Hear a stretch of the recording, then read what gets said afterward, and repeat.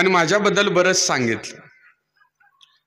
आता इथून पुढे अशी काळाची गरज आलेली आहे की वक्त्याला किती पुरस्कार मिळाले, वक्त्याची किती पुस्तकं प्रकाशित झाली, वक्ता हा आपल्या वक्तृत्वाच्या बळावर किती उंचावर पोचला आहे हे पाहण्यापेक्षा एखादा वक्ता बोलवत असताना त्याला फोन करून पहिलं विचारणं गरजेचं आहे की तुझे आई वडील तुझ्या जवळ आहेत का, तुझ्या मानलेल्या शेकडो बहिणी असतील, तुझ्या मानलेल्या हजारो बहिणी असतील, तिच्या वास्तुशांतीला तू सोफा सेट देत असतील, हॉल भरेल असं साहित्य देत असशील,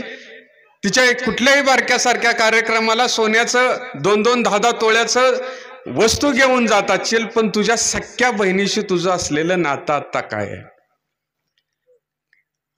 आज ती गरज आहे समाजामध्ये की तो माणूस